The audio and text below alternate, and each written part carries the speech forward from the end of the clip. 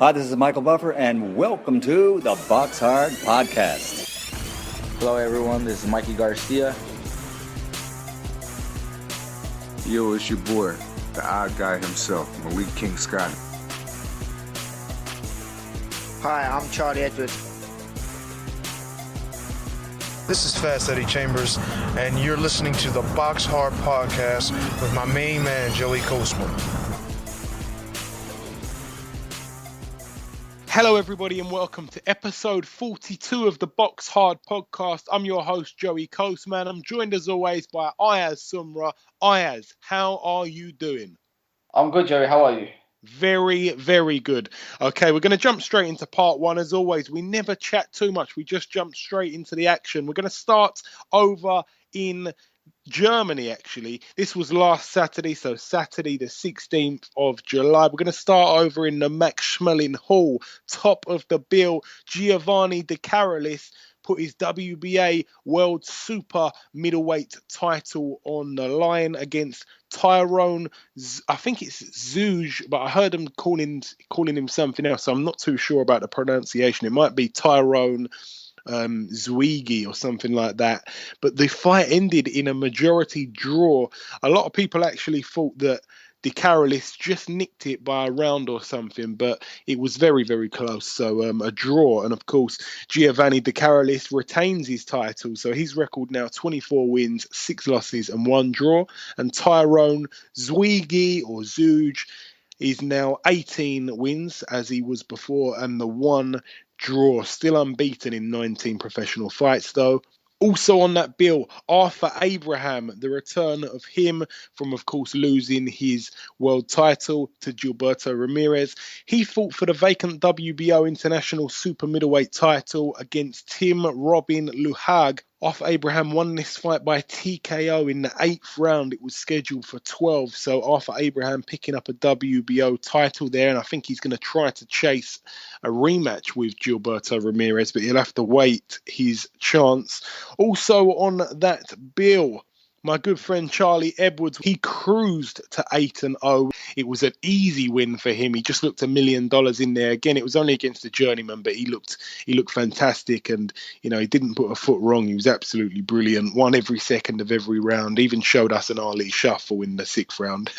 So he moves to 8-0 with a unanimous decision win after 6 rounds. Also on that bill, Anthony Ogogo, he moved to 11-0 with a TKO in the 2nd round. He actually had his opponent down 5 times in that 2nd round. It could have been waved off, arguably, after the 3rd or 4th knockdown at least, but it come to the 5th one. It was a bit ugly and one-sided to see that, to be totally honest, during some of that 2nd round. But his opponent was just a journeyman, so he moves on to bigger and better things. That's it for Germany. We're now going to go over to India in New Delhi. Vijender Singh brought boxing to India here, and he moved to 7-0 with a win over Kerry Hope. This was for the vacant WBO Asia Pacific Super Middleweight title. It was shown on Box Nation, this card here, or should I just say that fight there. And he done well to beat experienced Kerry Hope, and he's now talking about an Amir Khan fight. I think it's very, very early to start talking about that type of stuff, to be honest. But all the best for Vijender Singh. He's an absolute superstar over in India. That's it for India. We're now going to come back to the UK. York Hall, just a card I want to mention over there, a couple of fights. Wadi Camacho moved to 16-5. His opponent retired on his store after the 6th round, and Wadi Camacho retained his Southern Area Cruiserweight title. Also on that bill, Luke Watkins moved to 9-0 with a points win after 6 rounds over Dmitry Kalinowski. And again, also on that bill, Sam Sniper Smith moved to 3-0 with a TKO in the 4th round. This is at light heavy over David Sipos. So I know that Paddy Fitzpatrick will be a very happy man managing, of course, or training, should I say, of course, Sam Smith and Luke the Duke Watkins. So good stuff for him. We're now going to go over to Wales, Cardiff in the Ice Arena. Top of the bill, Liam Williams against Gary Corcoran. We had Gary Corcoran on our show last week. He was very, very confident. He started the fight very well, I must say. He managed to to cut the nose of Liam Williams, and also I think he cut his eye as well early. I'm talking like within the first 1 or 2 rounds. Then Liam Williams come out in the 3rd round and opened up a real big gash on Gary Corcoran's. I think it was his eye now. It was absolutely leaking out of his face. It was quite gory, but I think all of the cuts were caused by headbutts. I'm not too sure. It was a fight where there was a lot of emotion inside the ring. Both guys were there to smash the other one up. Heads were going in. It was a little bit dirty. You could see the language. Sometimes you could lip read some of the vulgar language during the fight. It was a real grudge match. It really, really was. It wasn't fakery for the cameras or anything like that. And Liam Williams ended up picking up the TKO in round 11. So it's a good win for him. And I feel a little bit sorry for Gary Corcoran. I'd like to see a rematch maybe in this one. So Gary Corcoran now, somebody's had to go. It was Gary Corcoran. So 15-1, his new record, and Liam Williams 15-0 with the 1 draw. Liam Williams, of course, retaining that British super welterweight title. Corcoran was also penalised a point in round 8, which really looked like it was going to be it looked like he was cruising to a loss on points, but he managed to floor him in round 11, of course, Liam Williams. So a good win for him. Also on that bill, Terry Flanagan defending his WBO World Lightweight title against Mzonke Fana. Now, Terry Flanagan, everybody thought he was going to blow this guy away, and he seemed to have a lot of problems with Fana. I know that Terry Flanagan's trainer after the fight said, he was so focused on the July 9th Klitschko Fury undercard, and then it got pushed back a week, and that week just didn't do him very good. I don't know, man. I don't know what that really says, just because it was pushed forward a week or pushed back a week, depends how you sort of see it. I don't know, he didn't really impress. It's only a week. I mean, of course, I'm not a fighter. I don't know what that does. If you're set on July 9th, then it's July 16th. I don't know how much of a big deal that is. But Terry Flanagan really, really wasn't impressive. I mean, he won the fight unanimously after 12 rounds. But this guy, Fana, he was in big, big fights about 17 years ago. It's been a long, long time since he's been in any good fights or anything like that. And, he gave Terry a lot of problems. And look, if for those people that compare Flanagan and Crolla, if we're going off past performances, and I mean the last performance, then Crolla's definitely ahead. I know that Flanagan has destroyed everyone he's been in with in the last couple of fights before the Fana fight. Fair enough. He's had some good wins as well, But Crolla, in terms of the win that he had over Barroso compared to this one over Fana, I definitely think Crolla is in the lead between those two. How do you see that, Ayaz? I mean, Terry Flanagan, of course, gets another defence of his WBO World Lightweight title. I'm very pleased he's a champion. He's a very nice guy. I also know that he had to dish out a few pounds out of his own pocket to get his fans over to Cardiff, because a lot of his fans were coming to that Manchester show on the Klitschko Fury undercard. I believe he paid for all of his fans' travel. It cost him a few £1,000s. So a real nice touch there. He's a real nice guy. He's a proper gentleman, Terry Flanagan, and he moves to 31-0 now. But what did you think of his performance? How do you see him comparing to Crolla? I think his performance was good, but to be honest, Crolla's last 2 fights, Darlis Perez and Ishmael Barroso, has blown them out. So in my opinion, I reckon Crolla's improving fight by fight. Like, for example, his next fight is against Linares. If he knocks out Linares, and if they fight in the future, Crolla will be a big favourite going into the fight. Yeah, absolutely. You're right. And he seems to rise to the occasion, Crolla. It's quite remarkable, all the stuff he's been through. And but we're going to leave that there, all the lightweight talk. We're now going to go over to another fight on that bill involving one of the best pound-for-pound fighters in world boxing, Guillermo Rigondeaux. He put his WBA Super Bantamweight title on the line against Jazza Dickens. Rigondeaux going into this fight with a record of 16-0. James Dickens, or Jazza Dickens, 22-1. I tell you what, it only went 2 rounds. James Dickens, I keep calling him James Dickens. Jazza Dickens retired on his stall. Well, he didn't retire. His corner pulled him out. He actually broke his jaw in 2 places in that second round. It was a big... I think it was a left hook, it might have been actually, from Rigondeaux now. I believe it was a a left hook. But Rigondeaux actually, I think that it was a decent fight. I think Jazza Dickens was very, very game, man. He threw a lot of shots. He wasn't scared to throw them, and I think he was doing quite well. I mean, he was probably losing the fight, 2-0, but I thought he put up a decent fight while it lasted.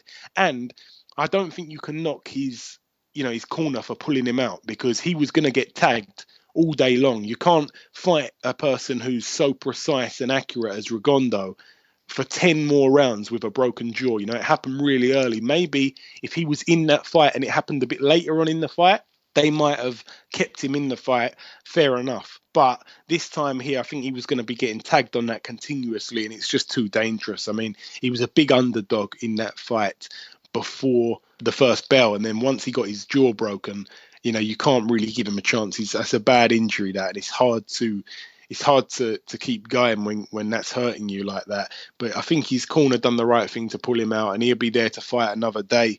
But I really was quite gutted for him, because it was a big, big opportunity, and I hope he gets another opportunity to try and do it again. I hope that Rigondeaux comes back to the UK as well for another fight. I know he's pretty eager to do so. So Rigondeaux now 17-0. He retains his WBA Super World Super Bantamweight title, and Jazza Dickens 22-2, but his 2 losses to seriously good opponents. But that's it for that one. We're now going to go down that undercard, because it was a really stacked card. Bradley Skeete, we're going to be speaking to him literally in about 5 minutes. He fought Alexandre Lepelle. So Bradley Skeete cruised to 24-1 and retained his WBO European welterweight title with a TKO in the 7th round. Really good fight for Bradley Skeete. Bradley Skeete's just getting better and better all the time. I don't think it was one of his best performances. I think the Sam Egginton fight was probably his best performance, but he just gets the job done every single time. I think he's one of those guys, if the opportunity's a big one, he kind of rises to the occasion. If he's got a good fighter in front of him, he'll fight good. If he's got a bad fighter, he won't particularly fight too attractively, but he'll still get the job done no matter what. Also on that card, Tommy Langford picked up a TKO in the 7th round over Timo Lane. Tommy Langford retaining his WBO Intercontinental Middleweight title and cruising to 17-0. Joe Pigford was also on the bill. He moved to 11-0 with a TKO in the 4th round. His opponent, Sam Omidi, was down 3 times in round 3. And like I say, he got the job done in round 4. Also on that bill, Gary Buckland moved to 31-7. So his 31st professional win with a points win over Matty Fagan after 6 rounds at lightweight, that one. Jamie Conlon was also on that bill. He picked up a TKO in the 2nd round over Patrick Bartos. Jamie Conlon now moves to 17-0. His opponent was down twice in that 2nd round. And I tell you what, Jamie Conlon, mate, every fight he's in, it's a bloody exciting fight. But that's it for the UK cards. We're now going to fly over to Birmingham, Alabama. Top of the bill, Deontay Wilder against Chris Arreola. Deontay Wilder, of course, putting his WBC World Heavyweight title on the line against Chris Arreola. Chris Arreola, a bit of a late notice replacement after the Povetkin fiasco. But I tell you what, Deontay Wilder, he did not really impress me, Ayaz. I've got to be completely honest here. I know that he injured his right hand. I'm not sure what he done to it. I heard he's broke 2 of his fingers. I've heard he's broke his hand. I heard he tore his right bicep as well. I'm not sure what he's done, but there was some sort of injury. It happened pretty early during the fight. I'm not sure what round it happened in, but they got to a stage in the fight where he just was not throwing his right hand. And I think that Arreola was there for the taking. If he was able to let that right hand go, he would have knocked him out 100% in spectacular fashion. But at one point of the fight, he was only throwing lefts. So, I mean, he was jabbing him and hooking him. And I tell you what, he's really quite lethal, because we don't get to see that too much. Well, to be honest, I think we do get to see a bit of it, but we're so kind of ignorant to that, because we're always looking at his right hand. But he's actually got quite a good jab on him, Deontay Wilder, an underrated jab. And his left hook, it seemed pretty good. I know he's been working on that. He really seemed to be able to fight well. I mean, he was beating Arreola with one hand. Arreola, it is what it is with him. I know that David Hay thought that he was going to get knocked out within 1 or 2 rounds. He actually had a little bet with Lennox Lewis over it. But Deontay Wilder Chris Arreola managed to get to the 8th round, and at the end of the 8th round, his corner retired him on his stall. He was absolutely spent, so it didn't go 12 rounds. And Arreola was also down in round 4, and that was the moment where I really thought he was going to get stopped any second. But Deontay Wilder, like I say, without that right hand, couldn't really do too much. He was letting it go here and there, but it wasn't active. He was throwing a lot of jabs and hooks, as I said, but they were really busting Arreola up. He was all cut around the face. He looked like he'd been through a lot of, a proper grueling fight, but it had only gone 8 rounds, and he was just getting busted up with that left hand. And I think that Deontay Wilder done quite well, but a lot of people are bashing him on Twitter kind of thing about it. They're not happy about this fight. I mean, it was never going to be a good fight, because Arreola, I just didn't think he could pose any kind of threat to Deontay Wilder, and he didn't on the night, and Wilder was just too much for him. But a lot of people talking about that fight perhaps happening, Joshua against Wilder. I don't think it's going to be happening anytime soon, Ayaz, but if it were to happen the next fight, who would you go with to win that one? I'll still go for a Wilder win against Joshua, because I think Joshua's still a learning game. He still hasn't gone past 12 rounds while Wilder has. Yeah, I was listening to another podcast just last night, and I will say they actually asked the question, who has fought the better opponents, Joshua or Wilder? And I thought to myself, it's not really a great question to ask there, because Wilder's now had 37 fights. Joshua's had 17. Now, Joshua gets bashed for fighting bums. Deontay Wilder gets bashed for fighting bums. Everybody's saying who's the best fighter they've both fought. Well, of course, that's Bermane Stiverne. But I also think that people on that Charles Martin, Dominic Breazeale level that Joshua's fought, I believe that Eric Molina, Artur Spilka, they're all on that level as well. So I definitely think Deontay Wilder has fought the better opposition. However, it's took him a long time, a much longer time than Joshua has, to fight that opposition. Joshua's been fighting those type of guys since maybe his 15th or 14th fight. Deontay Wilder's only been fighting those types of guys from maybe his 32nd fight.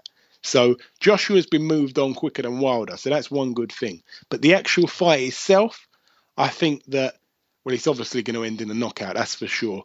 It's a real good one, man. It really, really is. I think that Deontay Wilder would be on the back foot in that fight. It's hard to see Joshua on the back foot. I just can't imagine him on the back foot. He's just too strong and big, and he does the basics so well. But it would be an interesting one for sure. I can't really predict a winner at this moment in time. Also on that bill, Sammy Vasquez undefeated in 21 contests. He lost his his record now 21-1. An upset win kind of thing. I know it was like a 50-50 fight, but he was in there to win that fight, and Felix Diaz picked up the win, so he moves to 18-1. It was a strange one, Ayaz, this fight, because I don't know if you've ever seen this before, but the judges announced it a draw, and then that was it. It was the end of the fight, and I went on Twitter, and everyone was going, oh my God, this is outrageous, what a robbery. Loads of pros were going crazy about it on Twitter.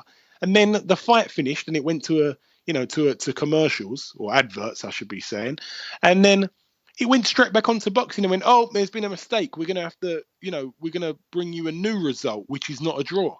And then it come down to a win to Felix Diaz, which he was the rightful winner. But have you ever seen that? It was a draw. And then it went to, they took back the decision and calculated it again. And it ended up being a win for Felix Diaz. It was quite incredible, to be honest. There was a lot of strange things. I'll tell you another thing that was quite funny and quite strange. One of the Frank Warren fights, I can't remember who it was now. I swear to God, I know you didn't see the Frank Warren card in full, but if you'd have seen this, you'd have laughed your head off. A referee, I don't know who it was, but it needs to be brought to attention. There was a referee who waved off a fight and then changed his mind and let him carry on. Wow, that's absolutely crazy, man. Who would do that? I'm telling you, he waved the fight off and then carried on. And then what happened about 10 seconds later? The guy got knocked straight down and then he waved it off for real. And I thought it was like some sort of Only Fools and Horses style. It was absolutely incredible. But it's got to be addressed. This was terrible. I've never seen that referee before, and I don't want to see him again. I don't like to be too critical, especially of referees. It's a hard job, man, but that was quite abysmal. I've got to say so. It's got to be addressed. Also on that Birmingham bill, we had him on our show last week. It's the hard-hitting heavyweight, 6'6", Gerald Washington. He fought Ray Austin. Ray Austin way past his peak, of course. There's no running running away from that one. Gerald Washington knew it, but it's another name for his record. He cruises to 18-0. He's got that one draw, and it was a KO in round 4 for Gerald Washington. And also on that bill, Vic Darchinyan. He was upset. He was in this fight to win. His record was 42 wins, 8 losses and 1 draw. And he got KO'd in the second round against Sergio Frias, who's got a record of 17 wins, 6 losses and 2 draws. And I've never, ever heard of him. But I tell you what, he could bounce on to some big things. But I think Vic Darchinyan's way past his best, you know. But it was a strange old fight, I've got to say so. It really, really was. But that's it for Birmingham, Alabama. Now, there's one last fight to mention on the review part of the show. Just one last fight before we talk about the crazy name fighters on this week's show. And it's Andy Ruiz Jr. He fought Josh Gormley. He didn't tell us anything in this fight apart from he picked up the TKO in round 3. So Andy Ruiz Jr. now 28-0. Still hasn't fought anybody that's going to give him that acid test to find out if he's the real deal or not. And we're waiting for that one. It just seems like we've been waiting for so long. That is it for the reviewing. We've done the reviewing part on this show. We're now going to talk about the crazy name fighters of this week. Now, Ayaz, I know that you chose Matteo Damian Veron from last week's fights, and he was taking on Stefan Hartel on the undercard of the Max Schmeling Hall fight, the one that Charlie Edwards was on, the one that Giovanni De Carolis was on. Well, I've got some bad news for Matteo Damian Veron fans. He actually lost a unanimous decision after 8 rounds to Stefan Hartel. And Veron was also down in the second round, so he gets handed his 18th professional loss. And it's bad news for Matteo Damian Veron. But Stefan Hartel, his opponent, moved to 11-0. And that's it for the crazy name fighter of last week. We're now going to talk about the crazy name fighter of this week. Now, I've got to be honest, as I look through it, and whereas last week there was so many guys with crazy names, this week there really hasn't been many. You know, I was looking through it. Last week there was a good bunch of names, but this week it's been quite hard to find. They're very much few and far between. But the only one I could find, and it's not a really terrible name, but it's a guy who's fighting in Ghana this week. His opponent yet to be announced. It's actually his debut. It's a bit of a shame. It's quite bad, isn't it? It's quite bad of the podcast to start taking the mickey out of someone who hasn't even had a fight yet. We're already getting onto them before they start their pro career. But it's a guy fighting at the Napoleon Boxing Complex in Accra, Ghana, and his name is Theophilus Dudu. That's actually a funny name, to be honest. You like that one, Ayaz? Is that one that you might change your name or call your children that name, perhaps? No, that's actually a funny name, but I never changed my name. Okay, so we're going to let you guys know what happens in the Dudu fight, which is scheduled for 6 rounds in the middleweight division. I want to tell you more about him, but he's only started his debut and we know absolutely zilch about him at the moment. But he might win or he might lose, but hopefully he does win. So we're wishing Dudu all the best, okay? We're wishing Dudu all the best, and we're going to let you know about his result on next week's show. But that's it for the funny fighter names. That's it for the review part of the show. Before we end part 1, we've got one last thing to do, and that is to welcome our first guest. Okay, now it's time for our first guest on this week's show. Ladies and gentlemen, please welcome the WBO European welterweight champion, Mr. Bradley Skeete. Bradley, welcome back to the show, man. It's a pleasure to have you back on. Thanks for having me again, mate. All good. Excellent stuff. Excellent stuff. Now, just before we talk about your weekend, I just want to go back to that Sam Eggington fight. I never really got a chance to speak to you on this show anyway, after that fight. What was it like winning the British title in that fashion, Bradley? Because I tell you what, you were really, really, really impressive on that night. Thanks, mate. Yeah, it was great. It was obviously great to get the belt finally. Going up to Birmingham, Sam's backyard, and fighting on a rival promoter show, obviously on a Matchroom show, me being with Frank Warren and Box Nation. It was great. I put the hard work in the gym, and it all paid on the night. I think it was my best performance to date. So yeah, to come away with the belts was a dream come true, to be honest. And the good thing about that fight, afterwards, you could see, you were filled with emotion, because I know that winning that belt was a lot for you. I know the very next day you were down at Dean Powell's memorial bench. Just seeing it, I don't know, just from an outsider's perspective, it was good. I could see how much it meant to you, and I was really pleased for you on the night. I know that belt means a lot to you, Bradley. Yeah, definitely. And dedicated the fight to obviously my late manager, Dean Powell. We was close. He was with me from the start of my career. So, it meant a lot for me to win that. And I know from the start, he bigged me up to a lot of people. And for me to go and win that belt, and it's like a little thumbs up to him, really, it's like I've proved him right. He believed in me and my ability. So, it was like it's a thumbs up to him, really. So I went down to the bench and just showed him I'd done it. Yeah, good man. Now, you got a good win over Eggington in that fight. You got another win on the weekend, Brothers. Talk us through that fight for me. Yeah, Box defending my WBO European title. So ranked number 6 with the WBO now. So it was a fight what come up that needed to be done to keep the WBO happy and keep me in their rankings and maybe move up some more places in their rankings with a successful defence, which are done.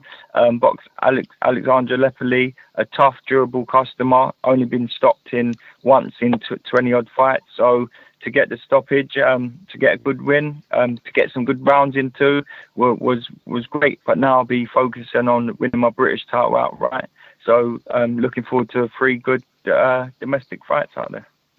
Excellent. Yeah. As you mentioned there, you got the knockout over Alexandra Lepoli, only the second time he's been stopped, and you also did it in the quickest time. How good is that for your momentum moving forward now, Bradley? Yeah, momentum's good.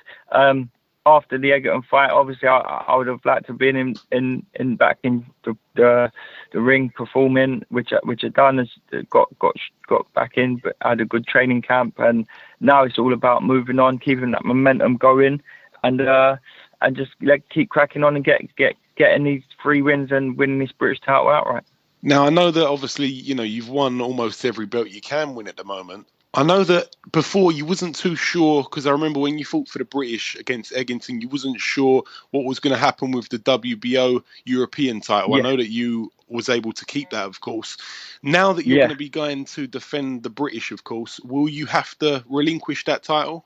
I don't think so, because I've made that. I think that was my 4th successful defence of that title now. So I'm looking to get these 3 defences in quick smart. So I can't see them ordering me to defend anytime soon. So maybe if I can get the 3 defences in and hold on to this belt as well, then it'll be a bonus. But like I say, I've made 4 successful defences now, and with that belt, there is a lot of belts in boxing, and people call them Mickey Mouse belts and whatever. But with this WBO European belt, it's given me a top 10 ranking with the World Boxing Organization, which to me, that's my main dream, is to win a world title. So I'm number 6 now with them. So if I can get a world title opportunity from it, then I'll be holding on to the belt.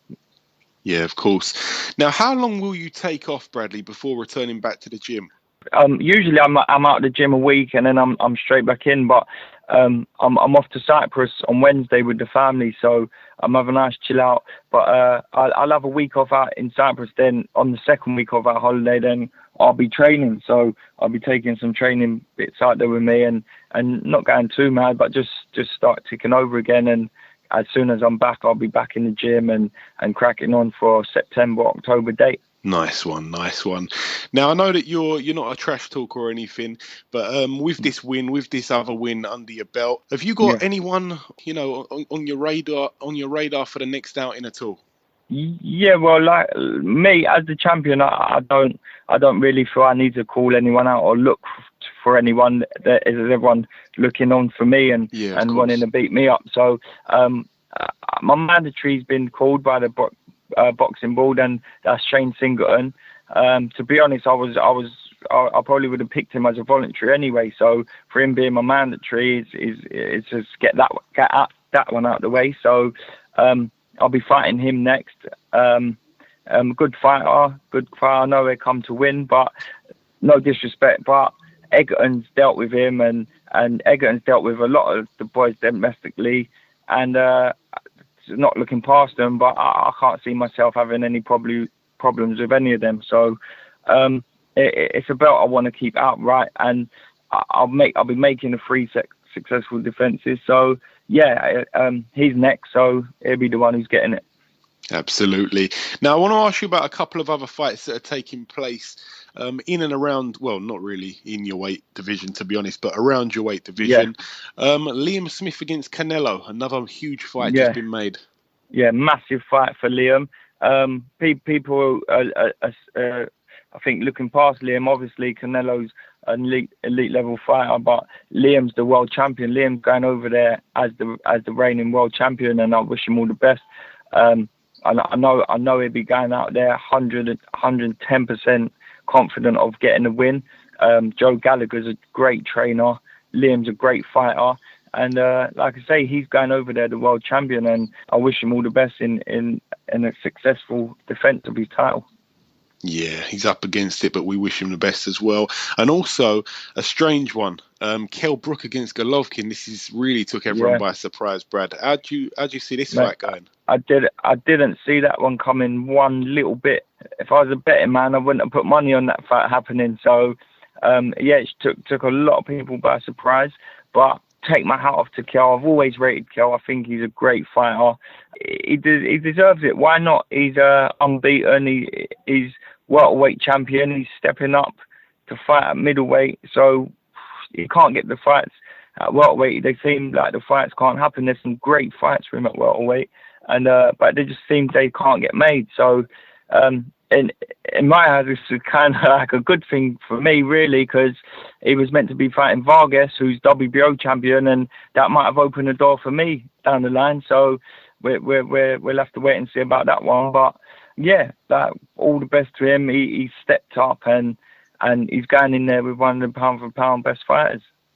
Yeah, I was just going to touch on that Vargas point, but you basically answered it. But no, it's good for you. It's good for you. But yeah, like I say, we wish Brook the best of luck in that huge task as well. Brad, just before I let you go, my friend, I just want to give you a chance to thank any sponsors or anyone in particular you want to thank. Yeah, nice one, mate. As always, my main sponsor, the King Group, they're on board. I'm a full-time pro, so training full-time and dedicating myself to the sport is they've helped me out massively. So yeah, they're my full-time sponsor, the King Group. So a big thank you to them. BoxFit, I'd like to thank Usana for my supplements, and I'd like to say thanks to my nutritionist Kate Shilland and my strength and conditioner coach Gavin Lander. I've got a great team around me.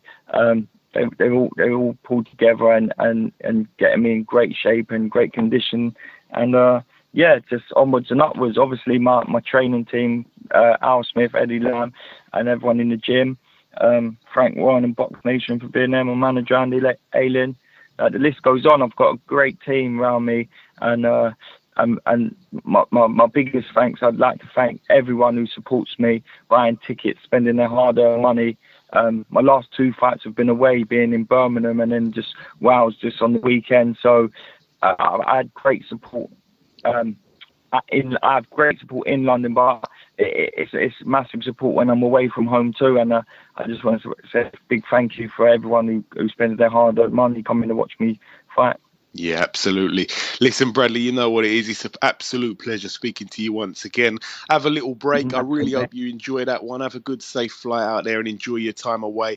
We'll be speaking to you again when you're returning to the ring. All the best, Bradley, my friend. Thank you very much. Lovely. Thanks for your time. Cheers, mate. Okay, now it's time for part 2 on this week's show. If you've joined us before, this part is called the preview part of the show, where we preview the fights coming up this weekend. So we're going to start with a card that's actually taking place on Wednesday, the 20th of July. So by the time you listen to this, it might have already gone past, but it's a good fight here. Shingo Wake, 20 wins, 4 losses and 2 draws. He faces Jonathan Guzman. Now, Shingo Wake is a fighter that a lot of people know is pretty good. He's been in some tough fights, so I will say. And Jonathan Guzman, a lot of people don't really know who he is, but we actually talked about him a few months back, Ayaz, when he was having a fight with, I can't remember who now, but we were saying, he's one to look out for. And here he is, he's got his chance to fight for the vacant IBF World Super Bantamweight title. And Jonathan Guzman, 21-0 with 21 knockouts. He really is a fighter to watch. I said it before and I'm going to say it again, and this is his chance. Can he beat Shingo Wake? We'll have to wait and see on Wednesday. But as I say, by the time the show goes out, it might have already taken place. That's it for Wednesday. We're now going to talk about a fight that's happening on Thursday, the 21st of July, over in the Horncastle Arena, Christchurch, New Zealand. Joseph Parker fights Solomon Humuno. Now, Humuno has a record of 24 wins, 2 losses and 2 draws. Joseph Parker, 19-0. This is for the WBO Oriental Heavyweight title and the OPBF Heavyweight title. It's a 12-rounder. This is basically a warm-up fight for Joseph Parker before he takes on Joshua. So a lot of people are thinking here.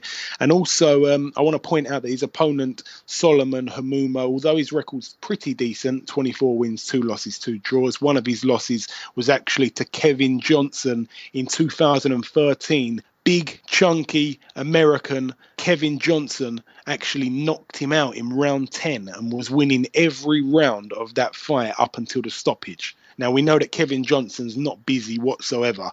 Sometimes he stands still. He's like a statue. So for this guy to have lost, but not only lost, but also been knocked out by Kevin Johnson, it actually says a lot. So I don't think Joseph Parker, young and fresh, and of course, getting in that world title contention, I don't think he's going to have any problems with him at all. Also, on that same day, on the Thursday, I just want to point out that there's another fight taking place in Connecticut. Sergei Derevianchenko, 8-0 in the middleweight division, 12-rounder, takes on former world champion Sam Solomon, 44 wins and 13 losses. This is actually a real test for Sergei Derevianchenko. I think I'm getting his name right. He's only 8-0, but he's a bright prospect for the future. But of course, Sam Solomon, 57 fights under his belt, a former world champion. He wasn't rated very highly when he won that fight.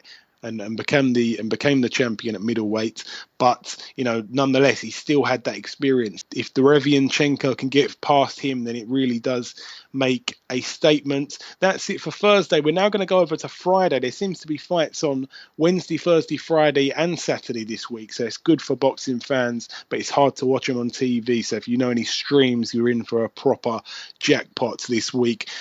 Fighting over in Buenos Aires, Argentina, Diego Chavez, 23-2 with the 1 draw. Remember, he was linked with Kell Brook. He fought Brandon Rios. He fought Timothy Bradley. He faces Jorge Daniel Miranda, who has a record of 55 wins and 16 losses. It's a 10-rounder. It's up at 154. So Diego Chavez, who's actually been out the ring since he fought Timothy Bradley to a draw in December of 2014. In that time, he's put on a bit of weight and he's become a light middleweight, so 154. So he's behind. He's put those days behind him, fighting down at 147. So it's going to be interesting to see what he's got left. I never rated him hugely as a fighter, to be completely honest. Also taking place on that Friday is also a special star of the show, Philophilus Dudu. We're going to let you know about his fight, of course. And also Julius the Chef Jackson's fighting over in Connecticut as well. Good friend of the show. 19-1 his record going into this fight against Jerry Odom. 13-2 with the 1 draw. It's an 8-rounder at super middleweight. All the best to Julius the Chef Jackson, a real gentleman. Of course, brothers with John Jackson as well. Real nice guys, those two. Also fighting over in Spain at the Palacio de los Deportes in Benidorm. So a bit of Spanish pronunciation on key there from myself. Kiko Martinez, 35-7, takes on Eusebio Usejo, 28-17-2. It's an 8-rounder at featherweight. So Kiko Martinez has moved up. I don't really see why he's fighting these journeymen like these guys that he's fighting in Spain, and he's picking up wins over him. I hope it doesn't bounce him into another title fight, because that would just be quite unreal.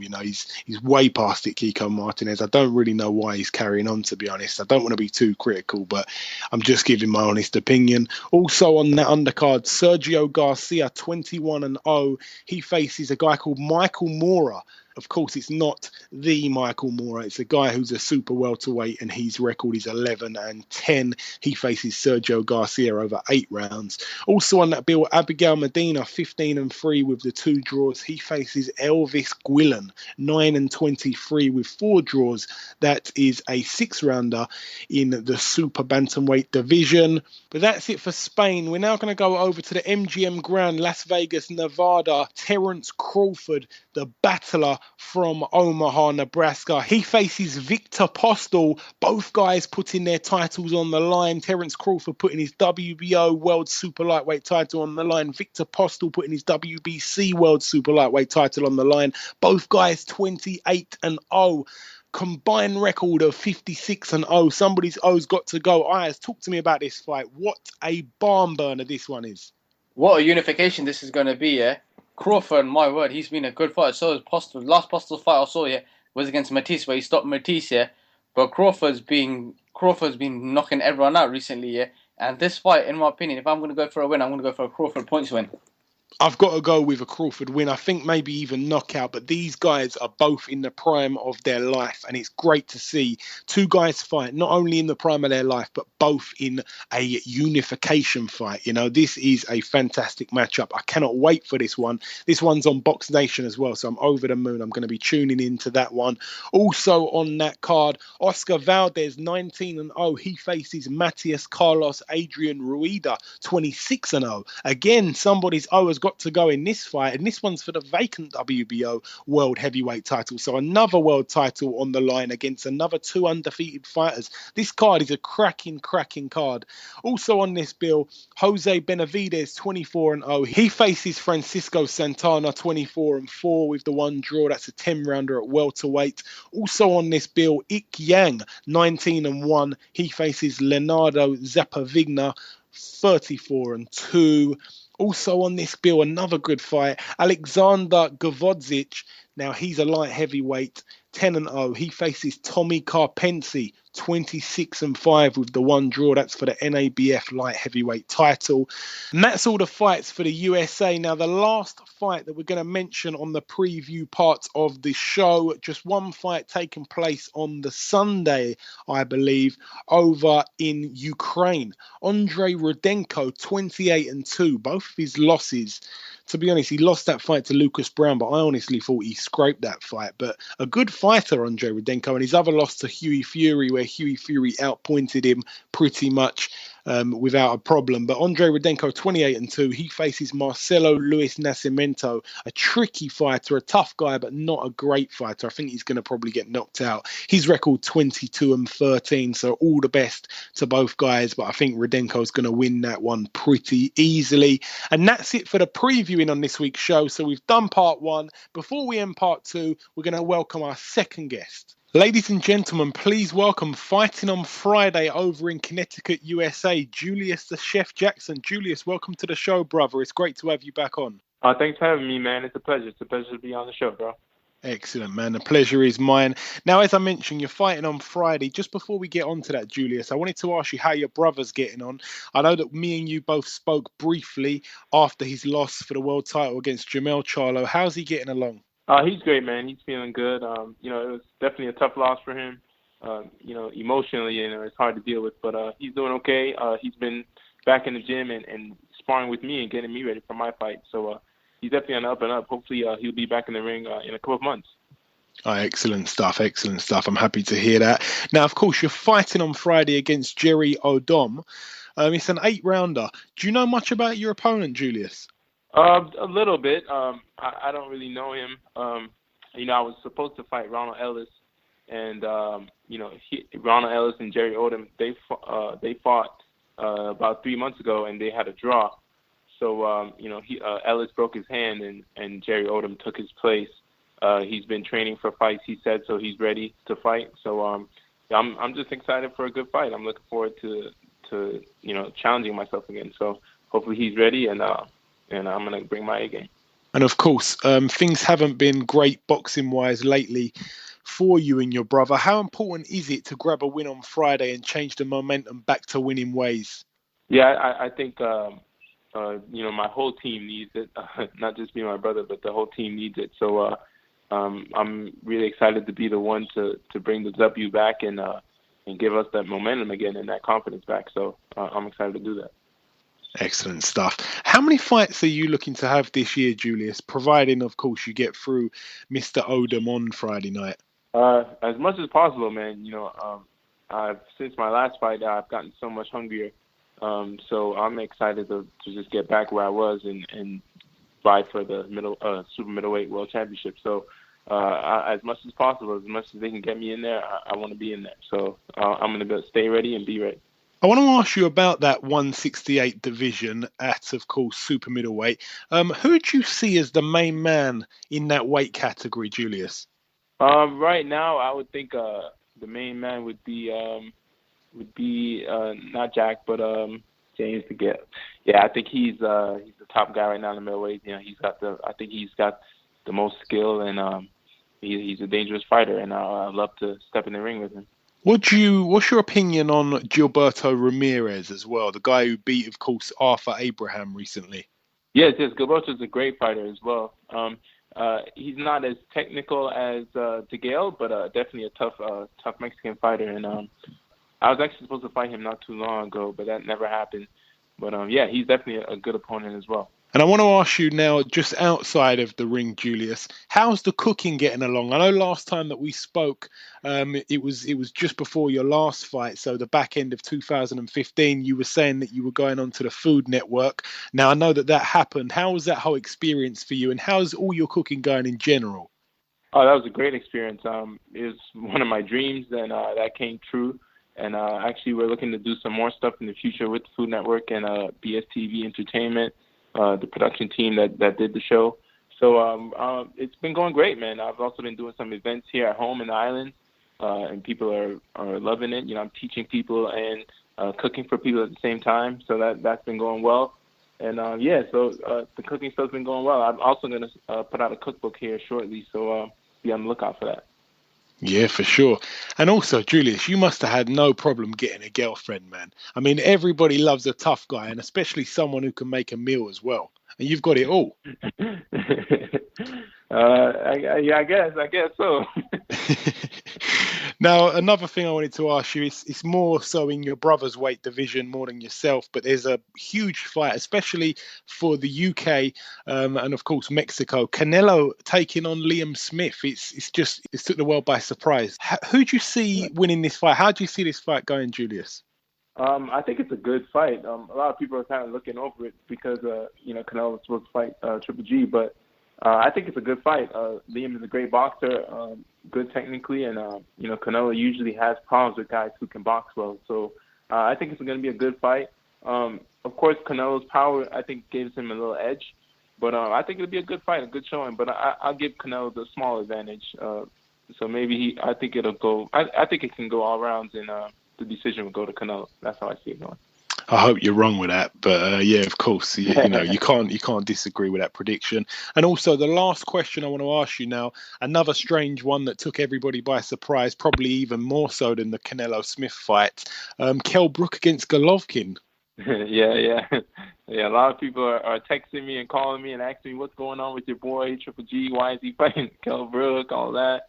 The way I see it, I think it's a good business move for Kell Brook. I think he's taking this opportunity to make a name for himself and make some money at the same time. And Triple G, I mean, nobody wants to fight him, so why not take a big name like Kell Brook and do a fight in his hometown? Of course, it's like a big jump for Kell. It's almost an impossible win for him because of how strong G is, but I think it's a good business move and a good fight. I think the fans will like it. I think it'll be a good fight either way. And after this, Kell Brook can just go right back down and defend his title. So we'll see what happens.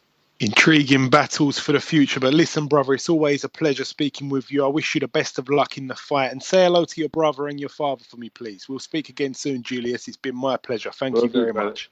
Will do, man. Thank you, man. Thanks for having me. Okay, now it's time to conclude episode 42 of the Box Hard podcast. I've been your host, Joey Coastman. Ayaz Sumra has been Ayaz Sumra. A special thank you to our two guests on this week's show, Bradley Skeete and Julius The Chef Jackson. I just want to give a little apology to the listeners because on last week's show I did say that this week we'd have Bradley Skeete and Charlie Edwards on the show. I really hate not delivering for the listeners, but it wasn't our fault. We reached out to Charlie Edwards, but he had a lot going on this week. He was on planes all over the place. I think he's been on 3 different planes in the last 3 or 4 days, so it's all been crazy for him. But he'll be on the show before his world title fight on September 10th. Don't worry about that. That's an absolute promise. We had Julius the Chef Jackson step in at late notice, so I'm very thankful for him for coming onto the show, and we wish him the best of luck for Friday night. But I will say this much, next week's show will contain a couple of juicy guests, and I really, really do mean that. That is my promise. You can hold me to that. If I'm wrong, please give me a ton of abuse at BoxHard Podcast on Twitter. But I'd like to thank all the listeners for listening to this show. Once again, we're really, really happy with the recent views of the podcast. We'll be back next week with another big show. As always, until next time, take care.